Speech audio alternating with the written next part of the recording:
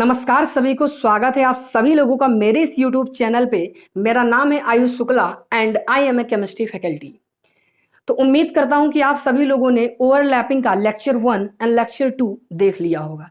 तो लेक्चर 2 में मैंने हल्का सा इंट्रोडक्शन दिया था कि मैं pi bond and delta bond को एक्सप्लेन करने वाला हूं, लेकिन वीडियो की लेंथ कुछ ज़्यादा ही बढ़ने वाली थी, तो मैंने बस उसको फेज ओवरलैपिंग के नाम से सेट कर दिया है कि वहां पे आपको पता चलेगा कि किस तरीके से सेम फेज में ओवरलैपिंग होती है और किस तरीके से अपोजिट फेज में ओवरलैपिंग होती है, और हमें कौन से ओवरलैपिंग को एक्सेप्ट करना है बॉन्ड की स्ट्रेंथ को बढ़ाने के लिए।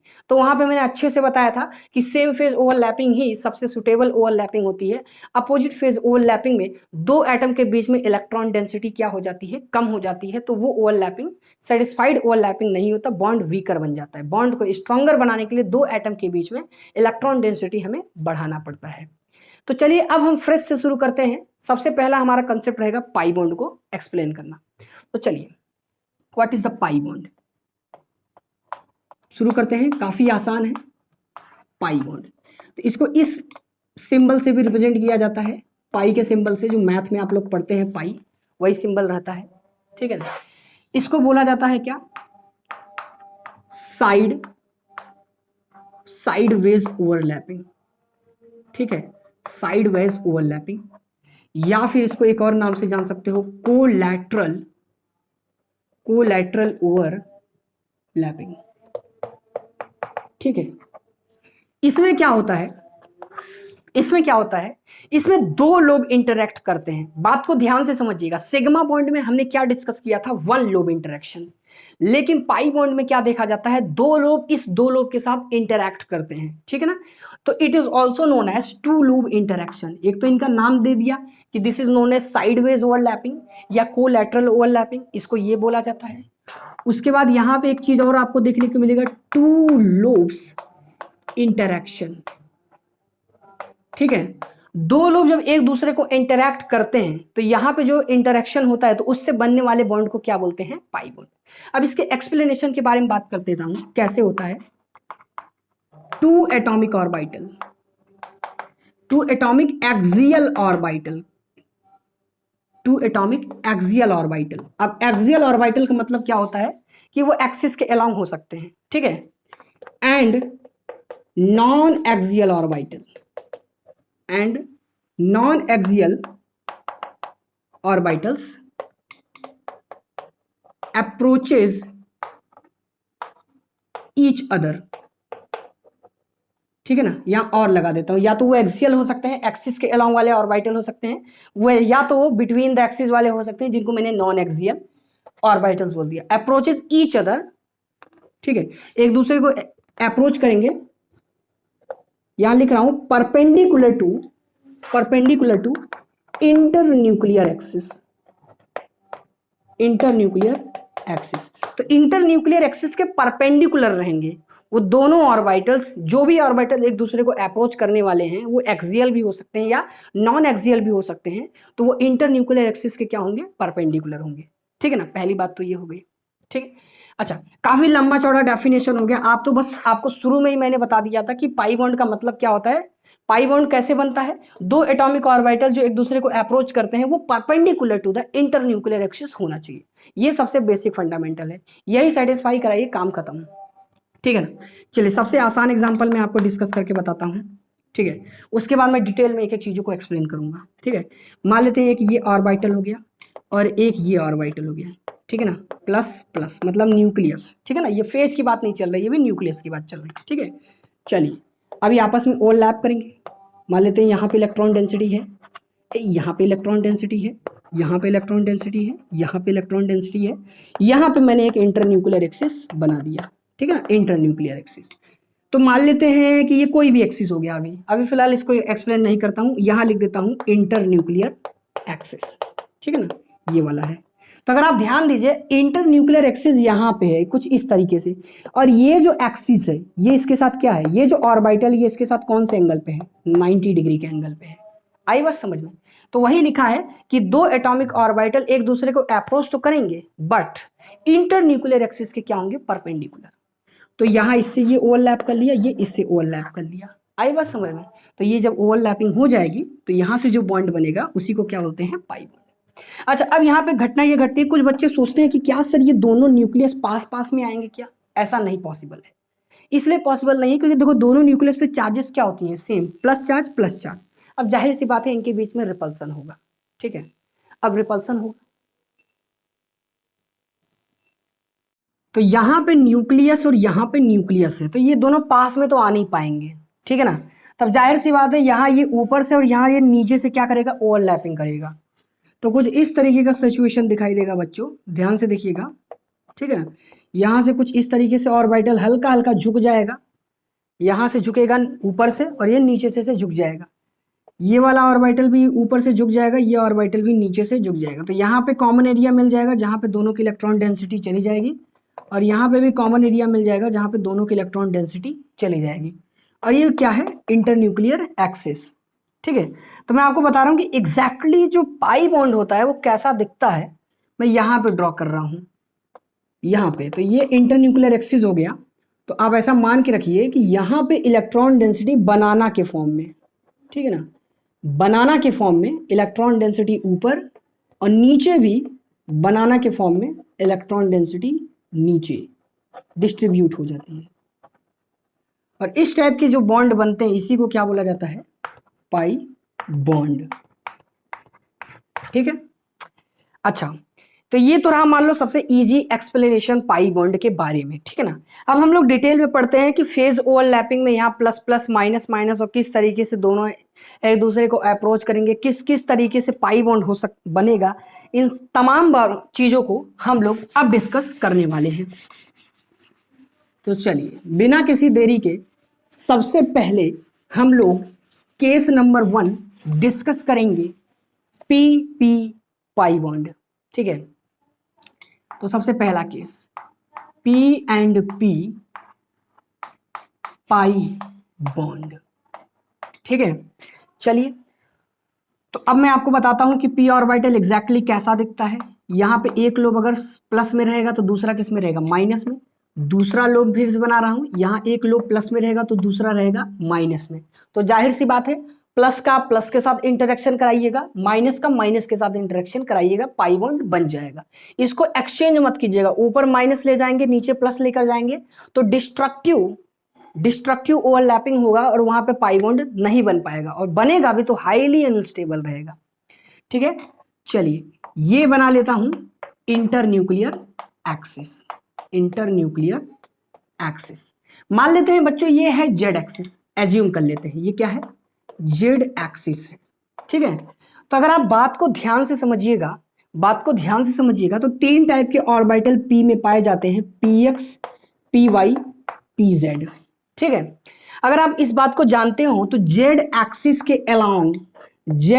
के अलोंग सिर्फ pz ऑर्बिटल पाया जाता है।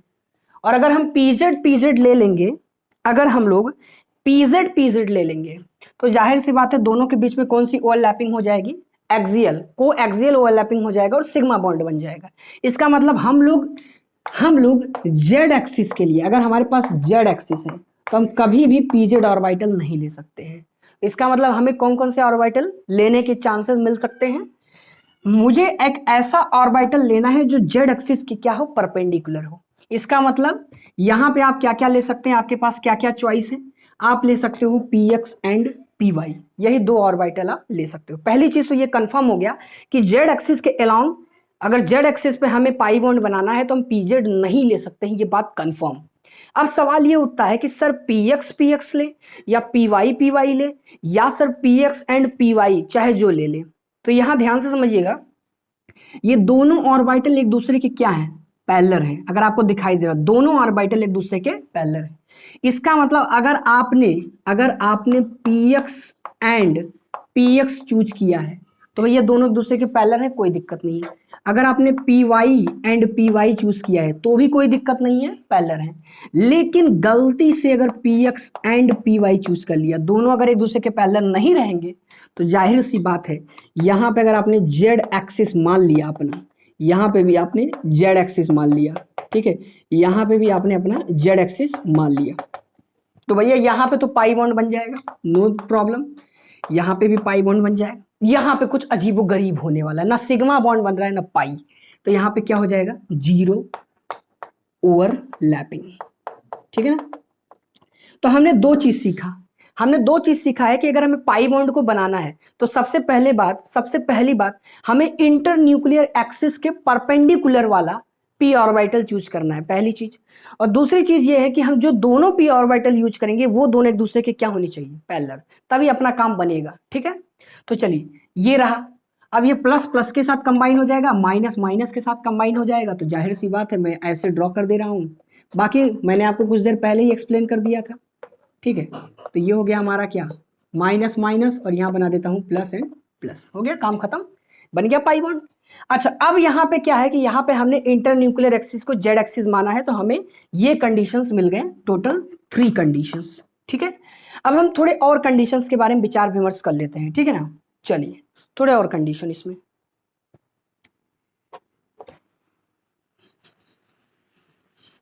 ठीक है। चलिए यहां मैं लिख देता हूं 0, तो आप समझ जाइएगा कि 0 ओवरलैपिंग की बात चल रही है। ठीक है।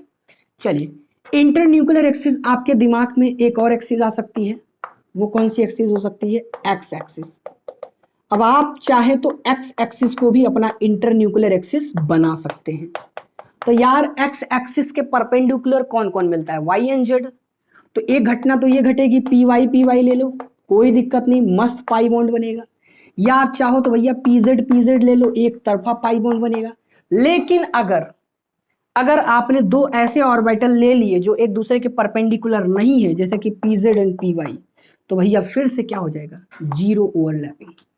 तो क्वेश्चंस आएंगे, ये बोला जाता है एक्सिस का खेल, ये आपको क्लियर होना चाहिए। आगे बढ़ते हैं भैया। अगर आपके दिमाग में आए कि नहीं सर हम तो वाई एक्सिस को लेंगे, हमारा प्यारा एक्सिस है, तो चलिए भैया ले लेते हैं आपका वाई एक्सिस, देखते हैं क्या होने वाला है। चलिए वाई एक्सिस ले लिया। तो भाई वाई एक्सिस के परपेंडिकुलर कौन कौन मिलता है भैया, एक्स मिलता है, पी एक्स, कोई दिक्कत नहीं है, मस्त काम बन जाएगा। उसके बाद फिर भैया आप क्या क्या ले सकते हैं, कहा गया वाई एक्सिस है ना, हाँ, पीजेड ले लीजिए, पीजेड ले लीजिए, कोई दिक्कत नहीं है। और एक ले लीजिए आप क्या, पी एक्स एंड पीजेड। तो भैया यहाँ हो जाएगा अपना 0, यहाँ हो जाएगा पाई, यहाँ हो जाएगा पाई। और मैंने पीपी ऑर्बिटल में सिग्मा बॉन्ड बनाने वाला जो कंसेप्ट था वो मैंने ओवरलैपिंग के लेक्चर 1 में एक्सप्लेन कर दिया है। तो जैसे जिन बच्चों को कंफ्यूजन आ रहा होगा, यहीं से देखने के बाद अचानक से कंफ्यूजन आ गया कि पीपी ओवरलैपिंग में सिग्मा बॉन्ड भी बनाया गया था, तो एक बार जाके वहां पे भी आप एक्सिस को रीचेक कर लीजिए, क्योंकि आपको यहाँ पे हो सकता हो थोड़ा कंफ्यूजन आ जाए। ठीक है ना। चलिए आगे बढ़ते हैं, बाकी तो आसान है, ज्यादा दिमाग नहीं लगाना है। चलिए अब मैं बात करने वाला हूं पी एंड डी ऑर्बिटल के बारे में।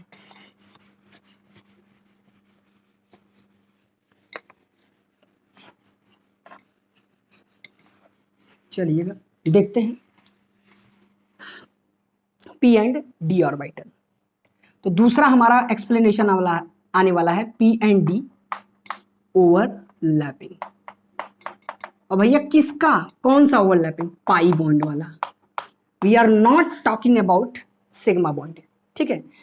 चलिए डी ऑर्बिटल वाली ओवरलैपिंग को शुरू करने से पहले हमें डी ऑर्बिटल का ज्ञान होना चाहिए। ठीक है।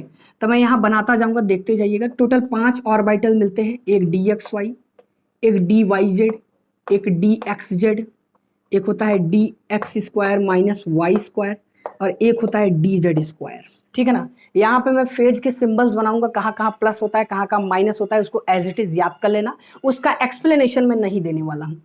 ठीक है।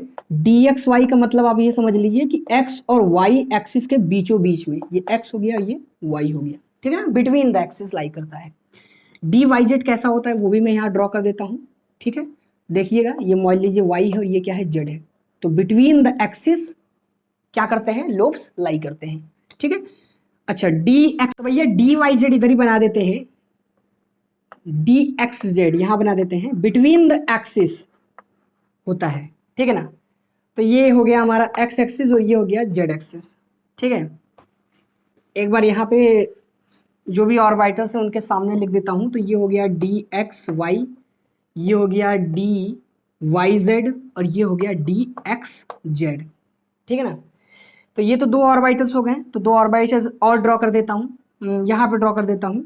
एक ड्रॉ करता हूँ d x square Y square, ठीक है ना, ये एक्सिस के अलाउ मिलता है, एक्स एक्सिस और वाई एक्सिस के अलाउ मिलता है। तो यहाँ ड्रॉ कर देता हूँ, ये मान लेता हूँ एक्स और ये क्या है वाई है। तो कुछ इस तरीके का सिचुएशन देखने को मिलता है d x square Y square का, ठीक है। और डी जेड स्क्वायर में यहाँ ड्रॉ कर देता हूँ डी जेड स्क्वायर, ये कुछ इस तरीके से दिखता है बच्चों, ठीक है। यहाँ पे इलेक्ट्रॉन डेंसिटी डिस्क के फॉर्म में फैली हुई होती है, डिस्क के फॉर्म में कुछ इस तरीके से। अब जरा यहाँ पे फेज बना देते हैं, फेज ज़्यादा इंपॉर्टेंट है जानना। मान लीजिए ये प्लस है, तो जस्ट अपोजिट में डायगोनल में यहाँ प्लस रहेगा, ये माइनस है तो ये माइनस रहेगा। याद रखिएगा साइन कन्वेंशन में दिक्कत आती है, मतलब साइन कन्वेंशन नहीं है, सिंबल है, ये सारे सिंबल हैं वेव्स के। तो ये प्लस प्लस में और ये मान लीजिए माइनस और माइनस में, ये प्लस और ये प्लस में, तो ये माइनस और माइनस, ठीक है। इसमें भी कंफ्यूजन नहीं होना चाहिए, तो भैया प्लस के सामने प्लस लगा दीजिए और यहाँ पे माइनस के सामने माइनस लगा दीजिए, ठीक है ना। ये फेज बहुत इंपॉर्टेंट है, याद रखिएगा। यहाँ पे डीजेड स्क्वायर में बच्चों दोनों प्लस प्लस होता है, और ये जो यहाँ पे दिखाई दे रहा है ना आपको, ये सारे बेचारे माइनस में होते हैं। तो ये सिंबल आपको बहुत मदद करने वाला है अभी, क्योंकि मैं कुछ ऐसे क्वेश्चंस कराऊंगा या मैं कुछ ऐसे कंसेप्ट बताऊंगा जहाँ पे अगर आपको ये माइनस प्लस का किस्सा नहीं पता रहेगा तो फिर आपको दिक्कत हो जाएगी। ये नहीं माइनस का साइन और ये माइनस का साइन, ठीक है ना। ये सिंबल माइनस का याद रखिएगा, ये मत समझिएगा कि वो लाइन खींचा है और यहाँ पे छूट गया है। तो चलिए ये रहा किस्सा। तो सबसे पहले तो मैं ये एक्सप्लेन करने वाला हूँ कि कौन कौन से डी ऑर्बिटल आप ले सकते हैं पाई बॉन्ड को बनाने के लिए। चलिए देखते हैं फटाफट। तो चलिए एक तो ये ले लिया बच्चों, क्या पी ऑर्बिटल, मान लीजिए ये प्लस है और ये क्या है माइनस है। आप इसमें से कोई भी उठा लीजिए, मैं इसको उठा लेता हूँ डी वाई जेड को, ठीक है ना, मैं डी वाई जेड को उठा लेता हूँ। तो ये हो गया, ठीक है। चलिए यहाँ पे एक इंटरन्यूक्लियर एक्सिस खोल देता हूँ, यहाँ पे क्या लिखा है वाई, तो मान लेता हूँ ये वाई है, और यहाँ पे मान लेता हूँ ये क्या है, ऐसा मान लेता हूँ ये जेड है। तो ये हो गया अपना कौन सा डी वाई जेड हो गया, काम खत्म। और ये हो गया हमारा कौन सा, अच्छा अब यहाँ पे ध्यान लगाना पड़ेगा बच्चों, आप खुद समझिए कि अगर ये वाई है तो इस वाई के परपेंडिकुलर कौन है, जेड है। इस वाई के परपेंडिकुलर जेड है, तो जाहिर सी बात है हमें ये जो लेना पड़ेगा ये कौन होना चाहिए, पी जेड। आई बात समझ में, पी जेड से ही काम चलेगा, पी एक्स मत लेना, पी वाई ले सकते हैं, वो मैं बता रहा हूँ कैसे। अच्छा अब ये प्लस के सामने प्लस बना दीजिए, माइनस के सामने माइनस बना दीजिए। तो ये देखिए प्लस से प्लस का सेम फेज ओवरलैपिंग, माइनस से माइनस का सेम फेज ओवरलैपिंग। तो बनने वाला बॉन्ड क्या हो जाएगा, ये बनने वाला बॉन्ड क्या हो जाएगा, पाई बॉन्ड। और एक्सिस कौन सा हो गया, वाई एक्सिस, ठीक है ना। अच्छा वाई हमारा इंटर न्यूक्लियर एक्सिस है, ठीक है ना, इंटर न्यूक्लियर एक्सिस है वाई। चलिए अब मेरी बात को आप ध्यान से सुनिएगा ना, ध्यान से सुनिएगा। मैं यहाँ पे क्या कर सकता हूँ, ध्यान से सुनिए। डी वाई जेड में मैं इसको जेड मान लूँ और इसको वाई मान लूँ तो कोई बहुत बड़ी गलती नहीं है, कोई बहुत बड़ी गलती नहीं है। तब इस हिसाब से अगर सोचिए कि अगर ये जेड है और ये वाई है, तो इसका मतलब अब आप इसे क्या बना सकते हो, इसे जेड बना सकते हो, कोई दिक्कत नहीं। तो ये क्या हो जाएगा, ये वाई हो जाएगा। तो देखो फिर से पता चल गया कि हम ले सकते हैं पी वाई को, वो भी किस में, डी वाई जेड में, ठीक है ना। लेकिन इस बार हमारा इंटर न्यूक्लियर एक्सिस कौन सा रह जाएगा, इस बार हमारा इंटर न्यूक्लियर एक्सिस कौन सा हो जाएगा, यहाँ पे लिखा हुआ है जेड एक्सिस, ठीक है ना। और इसके पहले वाले में कौन सा एक्सिस लिया था, वाई एक्सिस, ठीक है ना। तो अब यहाँ पे मैं एक्सिस के बारे में आपको डिटेल में बताने वाला हूँ। एक बार इसका आप अच्छे से स्क्रीनशॉट ले लीजिएगा क्योंकि इसका बहुत इंपॉर्टेंट रोल आने वाला है अभी आगे, ठीक है ना। यही बताता हूँ,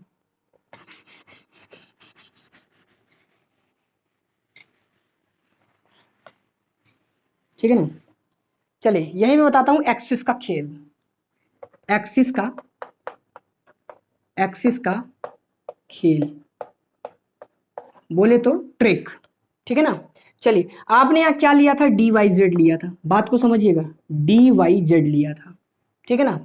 अच्छा और हमारे पास एक्सिस कौन था डी वाई जेड, दो बार लिया है, एक बार डी वाई जेड यहाँ लिया हूँ और एक बार डी वाई जेड और लिया हूँ, दो बार डी वाई जेड लिया हूँ, ठीक है।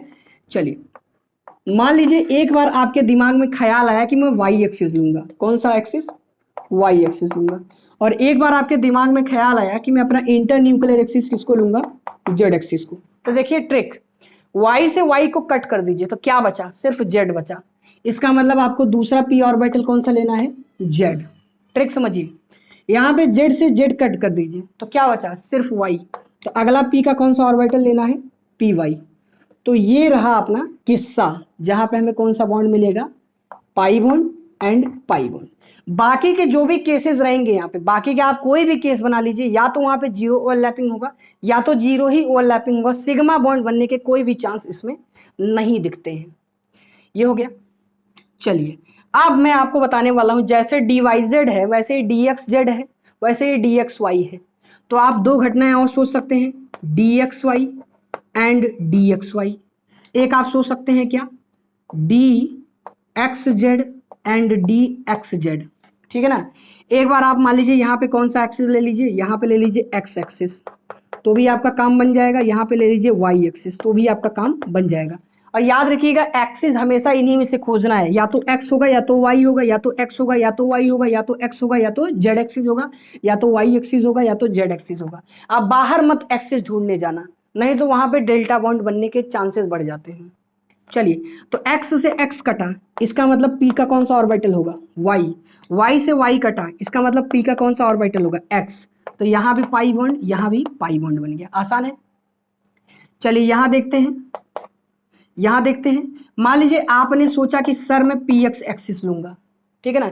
इसका मतलब कौन सा, सॉरी आपने सोचा कि मैं px ऑर्बिटल लूंगा, तो x से x को कट कर दो, तो कौन सा एक्सिस आ जाएगा, inter nuclear axis, z axis. मान लीजिए आपने सोचा सर मैं pz लूंगा, तो z से z को क्या कर दो, कट कर दो, तो कौन सा एक्सिस आ गया, x एक्सिस। तो देखो काफी डिटेल में मैंने आपको बताया है, तो रिवीजन कर लेना है एक बार, फिर से इस वीडियो को देख लेना। यहाँ भी आपको क्या मिल जाएगा, पाई बॉन्ड। बाकी केसेस में अगर आप एक्सिस को बदलाव नहीं कर रहे हैं, एक्सिस यही कांस्टेंट रख रहे हैं, तो हर केस में जीरो ओवरलैपिंग होगा। और बाय डिफॉल्ट यहाँ पर भी डेल्टा बॉन्ड का केस नहीं बन रहा है, ठीक है ना। यहाँ कहीं पर भी डेल्टा बॉन्ड का केस नहीं बनेगा, टेंशन मत लीजिए। डेल्टा बॉन्ड का केस कहाँ बनेगा वो मैं आपको बता दूंगा। चलिए तो ये रहा। अच्छा अब सवाल उठता है, मेरी बात को अगर आपने ध्यान से सुना होगा, तो अब सवाल उठता है कि सर बाकी के जो दो डी ऑर्बिटल हैं, बाकी के जो दोनों डी ऑर्बिटल हैं, क्या वो पाई बॉन्ड बना सकते हैं। चलिए उसके बारे में विचार विमर्श करते हैं। उसको शुरू करने से पहले छोटी सी बात और बता दूं, एक लोब ये, एक लोब ये, तो this is also a two lobe interaction, ठीक है ना। तो टू लोब इंटरेक्शन जब होता है तो कौन सा बॉन्ड बनता है, पाई बॉन्ड। तो एक्सिस का खेल आपको याद होना चाहिए। चलिए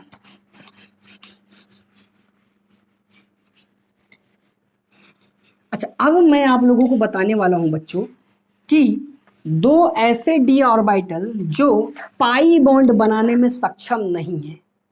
चलिए पहले तो मैं यहाँ नोट लिख देता हूं, नोट के फॉर्म में, ठीक है ना। dz square and dx square minus Y square can not form pi bond. क्या बात है भाई साहब, मजा आ गया। देखते हैं कैसे। चलिए मान लीजिए आपने कोई p ऑर्बिटल ले लिया, ये x हो गया, ये y हो गया, ठीक है ना। और आपने एक dz स्क्वायर ले लिया, क्या बात है, dz स्क्वायर, ये हो गया कौन सा, dz स्क्वायर, ठीक है। और ये हो गया हमारा pz, क्योंकि अगर ये z एक्सिस है तो जाहिर सी बात है यहाँ पे भी कौन सी एक्सिस मिलेगी, z एक्सिस, तभी तो इनके बीच में ओवरलैपिंग होगा। चलिए यहाँ पे अगर आप ध्यान दीजिए तो मैंने आपको बताया था कि ये जो दोनों लोब होते हैं बड़े वाले, ये दोनों प्लस में होते हैं। ये जो बीच में दिखाई दे रहा है डिस्क के फॉर्म में, ठीक है ना, ये माइनस में होता है। तो जरा देखो प्लस के साथ प्लस की ओवरलैपिंग तो हो रही है, कोई दिक्कत नहीं है, लेकिन प्लस के साथ माइनस आ गया तो एक ही बॉन्डिंग के अंदर में, एक ही ओवरलैपिंग के अंदर में एक जगह डिस्ट्रक्टिव ओवरलैपिंग हो रहा है। क्या बात है भैया, डिस्ट्रक्टिव ओवरलैपिंग, ठीक है। और यहां पे कौन सी ओवरलैपिंग हो रही है,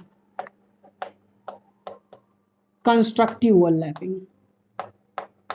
तो जाहिर सी बात है, मैंने आपको पहले ही बताया, हम उसी ओवरलैपिंग को एक्सेप्ट करते हैं या हम उसी ओवरलैपिंग को सक्सेसफुल मानते हैं जहां पे सेम फेज की ओवरलैपिंग हो। भाई ऊपर सेम फेज हो रहा है, नीचे तो सेम फेज नहीं हो रहा है, तो ये कौन सी ओवरलैपिंग है जिसमें बॉन्ड स्ट्रॉन्गर ना होकर बल्कि वीकर बन रहा है। तो इसी के कारण ये ओवरलैपिंग पॉसिबल नहीं है। इसी के कारण कभी भी dz स्क्वायर पाई बॉन्ड बनाने में सक्सेसफुल नहीं हो पाया। एक और सुनिएगा ध्यान से, dx square Y square and p orbital, जरा इनके बारे में विचार विमर्श कर लेते हैं। ये किसका था, ये था dz square and p orbital. जरा इनके बारे में विचार विमर्श कर लेते हैं, सुनिएगा ध्यान से, ठीक है ना। मान लेते हैं ये हो गया हमारा कौन सा, ठीक है, dx square minus Y square. बात को समझिएगा सारे बच्चे ध्यान से, ठीक है ना। dx स्क्वायर वाई स्क्वायर हो गया, ठीक है। अच्छा ठीक है, बहुत बढ़िया। ये मान लेते हैं हमारा x एक्सिस है और ये y एक्सिस है, ठीक है ना। अच्छा अब चार्जेस के बारे में फिट कर लेते हैं। ये अगर प्लस है तो यहाँ पे प्लस हो जाएगा, समझिएगा। ये चार्जेस से बात समझ में आएगी, चार्जेस नहीं, फेज। ये प्लस प्लस है और ये क्या है, माइनस एंड माइनस है, ठीक है ना। अब पूरी कहानी कौन बनाने वाला है, p ऑर्बिटल। चलिए एक p ऑर्बिटल ले लेते हैं, समझते जाइएगा। एक p ऑर्बिटल ले लेते हैं, फिर से देखिएगा, p ऑर्बिटल ले लिया। मान लीजिए प्लस में है तो ये किस में है, माइनस में है। दोनों एक दूसरे को अप्रोच कर लें ओवरलैपिंग के लिए। भैया यहाँ तो कोई दिक्कत नहीं है, ऊपर तो सेम फेज ओवरलैपिंग हो गई, नीचे बहुत बड़ी दिक्कत हो गई भाई साहब, क्या बात है, नीचे बहुत बड़ी दिक्कत हो गई। फिर से वही किस्सा, जो यहाँ हुआ था वो यहीं हो गया। तो नीचे क्या होने लगा, डिस्ट्रक्टिव हो गया, आउट ऑफ फेज चला गया, फेज क्या हो गया, अपोजिट हो गया। और यहाँ पे तो चलो मान लो थोड़ा बहुत अभी भी जान बची है, सांसें बची हैं, कंस्ट्रक्टिव काम चल रहा है, कंस्ट्रक्टिव। फिर से वही बात हो गया कि यहाँ पे अब डिस्ट्रक्टिव ओवरलैपिंग है, तो हम डिस्ट्रक्टिव ओवरलैपिंग को क्या मानते हैं, अनस्टेबल है, वहाँ इलेक्ट्रॉन डेंसिटी जाएगा नहीं, वहाँ कॉमन एरिया मिलेगा ही नहीं। तो भैया ऐसी ओवरलैपिंग का क्या फायदा जहाँ पे ओवरलैपिंग से बॉन्ड स्ट्रॉन्गर बन ही नहीं रहा है, ओवरलैपिंग से शेयरिंग ऑफ इलेक्ट्रॉन वाला कंसेप्ट जनरेट ही नहीं हो रहा है। तो भाई ये भी पाई बॉन्ड नहीं बना सकता, यहाँ पे भी पाई बॉन्ड नहीं बनेगा और यहाँ भी नहीं बनेगा। तो अच्छा सा सिंपल सा क्वेश्चन यही जनरेट होगा कि कौन कौन से डी ऑर्बिटल ऐसे हैं जो p ऑर्बिटल के साथ पाई बॉन्ड नहीं बना सकते। तो भाई साहब आपके सामने आंसर दिखाई दे रहा है, dz square and dx square and y square, this two orbitals only. चलिए अब जरा सा dd, भाई साहब dd थोड़ा पेशेंस रखिए, ठीक है ना, क्योंकि देखो हम लोग डिटेल में पढ़ने की पूरी कोशिश कर रहे हैं।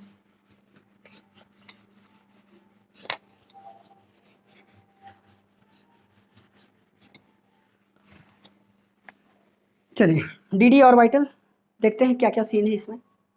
Third dd overlapping. अच्छा अब dd ओवरलैपिंग भी कई टाइप के होते हैं, तो हमें तो भैया पाई बॉन्ड सीखना है, पाई बॉन्ड के बारे में सीखना है, ठीक है ना। रेडी हैं, चलिए पाई बॉन्ड, चलिए कोई बात नहीं, ले लेते हैं। एक तो ये हो गया, ठीक है ना। मान लेते हैं ये प्लस में है तो इसके पीछे ये प्लस वाला है, ये माइनस में है तो ये माइनस वाला हो गया, ये प्लस में है तो ये भी प्लस में है, ये माइनस में है तो ये भी माइनस में हो गया। तो देखो अब यहाँ पे कोई भी कंफ्यूजन नहीं दिख रहा होगा, एकदम आसान दिख रहा होगा। प्लस का प्लस के साथ दोस्ती, माइनस का माइनस के साथ दोस्ती, मस्त एक तरफा पाई बॉन्ड बन गया है, पाई बॉन्ड यहाँ पे बन जाएगा, ठीक है। यहाँ पे दो लोब इसके दो लोब के साथ इंटरेक्शन कर रहा है, तो it is also known as two lobe interaction, बहुत ही आसान है, ठीक है ना। अच्छा एक चीज याद रखना, ये दोनों सेम प्लेन पे होने चाहिए, जो दोनों एटॉमिक ऑर्बिटल एक दूसरे को अप्रोच कर रहे हैं वो सेम प्लेन पे होना चाहिए। अब सेम प्लेन पे होने का मतलब ये है कि अगर ये dxy है तो भैया इसको भी dxy ले लेना, ठीक है। अगर आपने इसको dyz लिया तो भैया सामने वाले को भी dyz ले लेना, ठीक है। अगर मान लीजिए सामने वाले को dxz लिया तो इसको भी क्या ले लेना है, dxz ले लेना, ठीक है। अब याद रखिएगा अगर ये ऑर्बिटल सेम प्लेन पे है तो यहाँ पे टोटल दो एक्सिस होती हैं, अगर ये x है तो ये y होगा, अगर ये x है तो ये z होगा, अगर ये y है तो ये z होगा। इसका मतलब इंटर न्यूक्लियर एक्सिस आपके पास दो दो चॉइस है, ठीक है ना। आपके पास कितने चॉइस हैं, दो दो चॉइस। आप इसको कितना भी घुमा दीजिए, आप दो ही यहाँ पे एक्सिस जनरेट कर सकते हैं। तो dxy जो है वो पाई बॉन्ड बना सकते हैं अगर एक्सिस आपके पास x है या y है, कोई दिक्कत नहीं है, ठीक है ना। dyz भी पाई बॉन्ड बना सकते हैं, लेकिन अगर एक्सिस क्या हो, y हो या फिर z हो। और सुनिए xz और xz मिलकर भी पाई बॉन्ड बना सकते हैं, ठीक है ना, लेकिन अगर एक्सिस क्या हो, x एंड z हो। तो ये तीन घटनाओं में आप सक्सेसफुली पाई बॉन्ड बना सकते हैं बिना किसी टेंशन और दिक्कत के। तो ये रहा आपका dd ऑर्बिटल। अच्छा अब इसमें सवाल ये उठता है कि कौन कौन से ऐसे d ऑर्बिटल हैं जो कभी पाई बॉन्ड नहीं बना सकते। तो फिर से मैं वही सेम नोट लिखूंगा, dz square and d x square minus Y square can not form pi bond by itself. ठीक है ना। अब यहाँ इटसेल्फ मतलब खुद से, मेरी बात को आप समझिएगा कि खुद से भैया ये आपस में पाई बॉन्ड नहीं बना सकते। कारण सुनिए क्यों। अब कारण सुनिए, देखते हैं क्या कारण हो सकता है। ठीक है ना, देखते हैं क्या कारण हो सकता है। चलिए, तो मैं मानता हूं कि आप लोगों ने इसको नोट डाउन कर लिया होगा। ठीक है, चलिए कारण देखते हैं। चलिए देखते हैं what are the reasons behind this, why D Z square and D x square Y square can not form pi bond. चलिए, D Z square and D Z square इन्हीं से पूछ लेते हैं क्या दिक्कत है भैया, ये खुद बताएंगे। चलिए, एक तो ये हो गया, एक तो ये हो गया। ठीक है ना, यहाँ पे भी तो पता है ये भी तो होते हैं। ठीक है ना, ये तो प्लस में है, ये भी प्लस में है, ये माइनस में है, ये भी माइनस सॉरी प्लस में है और प्लस में है। ठीक है ना। अच्छा, अब आपके दिमाग में ख्याल आएगा कि सर इसकी इसके साथ ओवरलैपिंग करा दो, इसकी इसके साथ ओवरलैपिंग करा दो। बात तो ठीक है, बात तो ठीक है, लेकिन ये जो डिस्क पे इलेक्ट्रॉन डेंसिटी फैली हुई है, डिस्क की इलेक्ट्रॉन डेंसिटी जो फैली हुई है, और यहाँ पे जो डिस्क की इलेक्ट्रॉन डेंसिटी फैली हुई है, डिस्क की इलेक्ट्रॉन डेंसिटी जो फैली हुई है, ये दोनों आपस में ओवरलैप नहीं कर पाते। अब ओवरलैपिंग का मतलब क्या होता है कि जितने भी एटॉमिक ऑर्बिटल उसके अंदर हैं वो सारे के सारे दूसरे वाले एटॉमिक ऑर्बिटल से किस में पार्टिसिपेट कर लें, ओवरलैपिंग में। यहाँ तो नहीं कर पा रहा है, तो ये ऑर्बिटल जो नीचे वाला डिस्क दिख रहा है ये आपस में ओवरलैपिंग नहीं कर पाते। इस वजह से इतना सक्सेसफुल यहाँ पे ओवरलैपिंग का केस देखने को नहीं मिलता। तो यहाँ पे भी क्या हो गया, नॉट पॉसिबल। ठीक है ना। अब मैं आपको बता देता हूं d x square Y square का क्या राज है। D x square Y square and D x square Y square का क्या राज है, देखते हैं। ठीक है ना, यहां बताता हूं, समझिएगा ध्यान से। ठीक है ना, 1 2 3 4। ठीक है, 1 2 3 4। ठीक है ना। मान लेते हैं यही हमारा कौन सा एक्सिस हो गया, एक्स एक्सिस। मान लेते हैं ये एक्स एक्सिस है और ये वाई एक्सिस है, तो जाहिर सी बात है ये क्या बन जाएगा, D x square minus Y square and D x square minus Y square. Charges दे देते हैं, अगर ये प्लस है तो भैया ये भी प्लस होगा, इसको भी प्लस इसको भी प्लस मान लेते हैं, ये माइनस है तो ये भी माइनस कर लेते हैं, ये माइनस है तो ये भी माइनस कर लेते हैं। अच्छा, अगर आप ध्यान से सुनिए, अगर आप ध्यान से सुनिए, तो जो सिग्मा बॉन्ड होता है, अगर यहाँ देखिए तो यहाँ एक दूसरे को कैसे अप्रोच कर रहे हैं, ये ऑर्बिटल एक दूसरे को कैसे अप्रोच कर रहा है, को एक्सियल एक्सिस के अलोंग अप्रोच कर रहा है। और ये जो दोनों ऑर्बिटल है, यहाँ से यहाँ, यहाँ से यहाँ, ये एक दूसरे को कैसे अप्रोच कर रहे हैं, पैरेलली, मतलब एक दूसरे के पैरेलल है।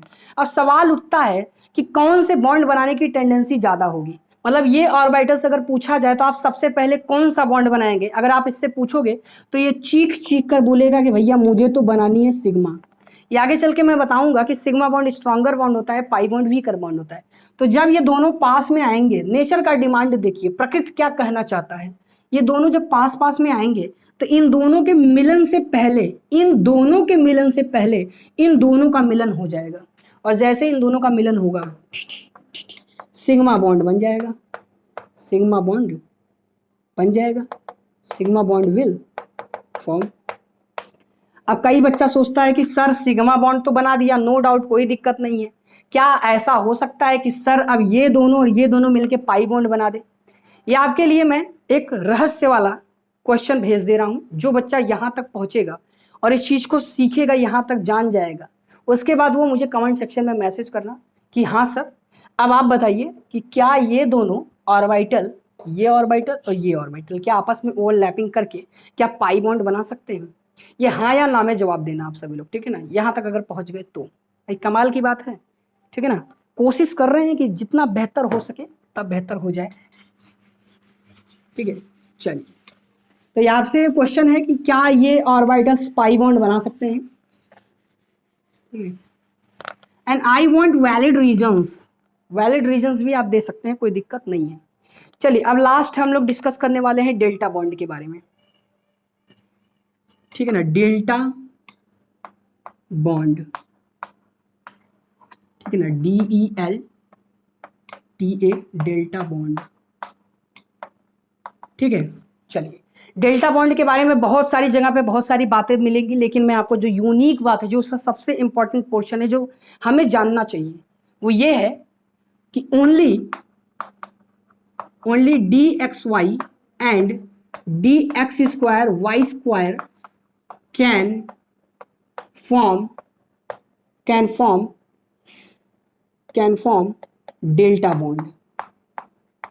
सिर्फ बच्चों याद रखिएगा, सिर्फ DXY and DX square Y square दो ही ऐसे D के ऑर्बिटल हैं जो डेल्टा बॉन्ड बनाने में सक्षम है, बाकी के नहीं बना सकते। किताबों में मिलेगा, अलग अलग टीचर अलग अलग चीजें पढ़ाएगा, तो मैं आपको सीधा शॉर्टकट मेथड में पढ़ा रहा हूँ, ध्यान से सुनिएगा।